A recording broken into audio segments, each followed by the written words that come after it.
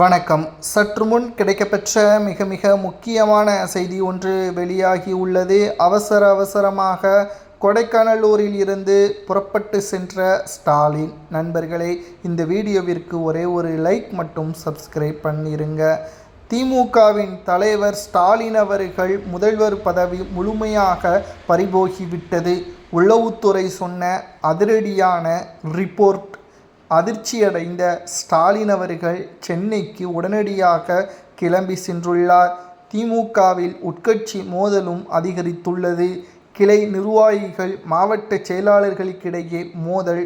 பணப்பட்டுவாடாவில் பாதி பணங்களை திமுகவின் நிர்வாகிகள் சுருட்டியதால் தெருக்களில் திமுகவின் அடிப்படை உறுப்பினர்கள் கூட செல்ல முடியவில்லை. ஒரு தெருவில் சுமார் ஒரு வார்டில் 1030 வாக்காளர்கள் இருக்கிறார்கள். ஆனால் 200 நபர்களுக்கு மட்டும் பணப்பட்டுவாடாவை செய்துவிட்டு மீதமுள்ள பணங்களை இவர்கள் பதுக்கிவிட்டதால் தெருக்களில் செல்ல முடியாத நிலைமையும் உருவாகியுள்ளது. இதனால் திமுகவிற்குள்ளே மோதல்களும் ஏற்பட்டுள்ளது. மேலும் ஒரு பக்கம் பதவிகள் பறிபோகிறது, மறுபக்கம் திமுகவின் அலுவலகத்திற்குள் மோதல். கரப்ஷன் கமிஷன் திமுகவிற்குள்ளேயே பூகம்பமாக வெடித்திருக்கிறது.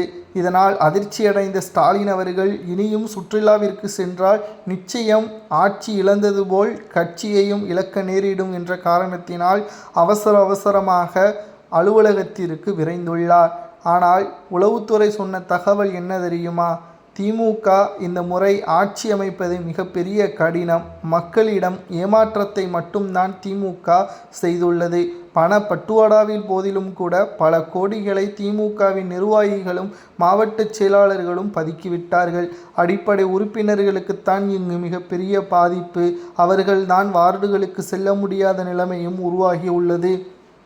தேர்தல் முடிந்த பிறகும் கூட களப்பணிகளுக்காக வேலை செய்யக்கூடியவர்கள் அமைச்சர்களோ எம்எல்ஏகளோ கிடையாது. அடிப்படை உறுப்பினர்கள் மட்டும்தான். இந்த முறை திமுக தோல்வியடைந்தால் அடுத்து மீண்டு வருவதற்கு பல ஆண்டுகள் ஆகும் என்றும் கூறப்படுகிறது.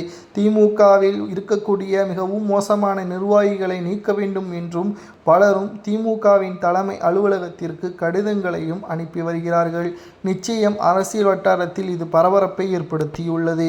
திராவிட முன்னேற்ற கழகம் தோல்வியடைந்தால் எதிர்க்கட்சியாவது வருமா என்ற ஒரு கேள்வியும் சமூக வலைதளங்களில் முன்வைக்கப்பட்டு வருகிறது.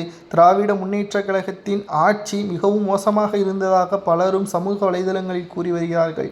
அதிமுகவின் ஆட்சி அமையலாமா அல்லது விஜய் அவர்களது ஆட்சி அமையலாமா என்பதை மட்டும் மறக்காம கமெண்ட் வாயிலாக கூறுங்கள்.